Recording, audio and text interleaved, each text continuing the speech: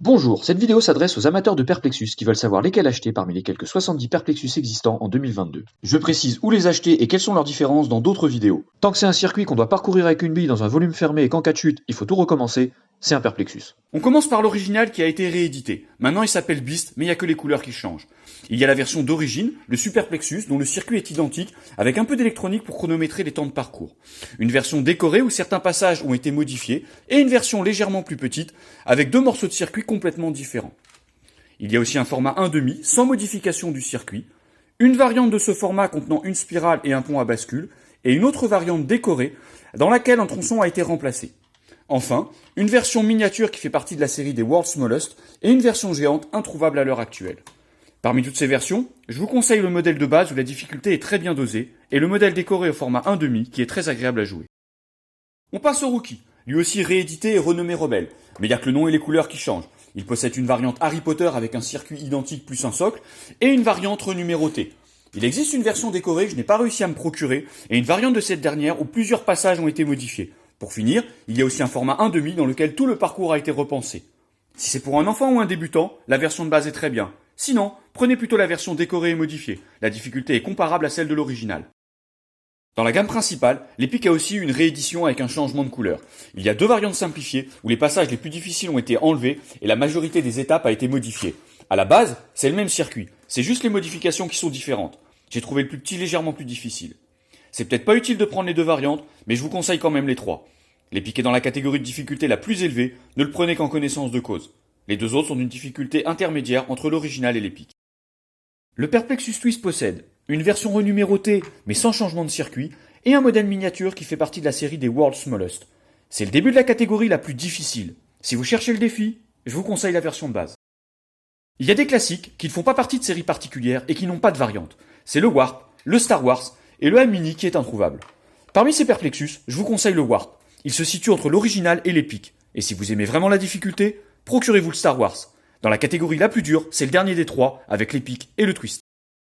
Le circuit de base de l'original a disons inspiré beaucoup d'autres Perplexus. On commence par l'UFO. Ici c'est la version actuelle. Il reste pratiquement plus que la spirale en commun avec l'original.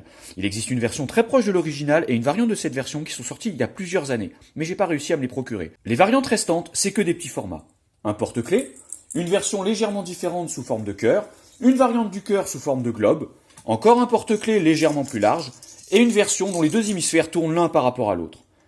Parmi tous ces modèles, je vous en conseille aucun. La difficulté est très mal dosée, et les petits modèles sont d'assez mauvaise qualité, ce qui rend le jeu peu agréable. Un autre Perplexus inspiré de l'original, c'est le Alpha, c'est l'appellation américaine, avec beaucoup de modifs tout au long du circuit. Il existe une version décorée que je n'ai pas réussi à me procurer, et une variante de cette version décorée où plusieurs passages ont été modifiés. Vous avez aussi la même variante renumérotée. Ces modèles sont de difficulté intermédiaire entre l'original et l'Epic. En fonction de vos préférences, vous pouvez prendre n'importe laquelle de ces versions qui sont plutôt de bonne qualité. Les deux versions décorées sont plus difficiles. Pour en finir avec les variantes inspirées de l'original, voici le Omega. C'est aussi une appellation américaine. Il existe en trois versions avec un circuit de plus en plus long. Le 168, le 208 et le 299. Ne vous fiez pas au nombre d'étapes, même la numérotation de l'original est discutable. Ces trois Perplexus sont issus de trois autres plus anciens que là encore je n'ai pas réussi à me procurer. Enfin, il y a un format 1/2 pour le 208 où certains passages ont été simplifiés. Parmi ces modèles, je vous conseille uniquement le 299 où le circuit est le plus long. C'est celui qui possède la meilleure finition et avec lequel on s'amuse le plus. On peut le trouver légèrement plus difficile que l'original à cause de sa longueur. On va maintenant parler de la gamme espace qu'on n'a pas vraiment en Europe, en commençant par le Space Mission qui a la forme d'une fusée. Il existe une version 1/2 avec un circuit simplifié, et un modèle miniature sous forme de globe avec un circuit encore plus court. Le circuit est très répétitif, et la difficulté est assez mal dosée, donc je vous conseille uniquement la version 1/2 qui reste amusante. Vous avez ensuite le Space Challenge qui propose un circuit complètement différent des précédents. Il y a deux versions simplifiées avec des modifications mineures et peu de différence entre elles. Et aussi un modèle 1/2 où on retrouve la quasi-totalité du circuit. Je vous conseille vraiment la version de base. L'intérêt de ce Perplexus, c'est sa difficulté. Les autres sont trop simplifiés et d'une qualité inférieure. Pour une fois, il existe un Perplexus qui n'est pas inspiré de l'original mais du Space Challenge. On retrouve la base du circuit mais avec beaucoup de changements très intéressants. Et il y a aussi une version 1/2 où on retrouve un peu moins d'obstacles. Vous pouvez vous procurer les deux, ils sont de bonne qualité et comme pour le Space Challenge, l'intérêt c'est la difficulté et la nouveauté. On termine avec le Perplexus Cube. Je l'ai mis dans la gamme espace parce qu'il me faisait penser à une station spatiale. Il a deux versions en grande taille, avec des circuits légèrement différents, et un modèle miniature qui est plus proche du labyrinthe que du Perplexus. C'est un circuit qui est vraiment très simple à finir, il convient plus aux enfants, et dans ce cas, je vous conseille plutôt le modèle avec l'entrée évasée. Le demi-format est moins agréable à jouer. Il nous reste les séries. Tout d'abord les Perplexus Mini, le Cascading Cups et le Spiral dont les circuits bouclent à l'infini, et la série des World's Smallest qui sont des versions porte-clés des deux précédentes, plus un modèle avec une bascule. Je ne vous conseille pas ces Perplexus, on tourne juste en rond dans le circuit, je trouve le principe moins amusant. Dans la série des Perplexus Go, vous avez le Stairs, le Spiral et le Harry Potter.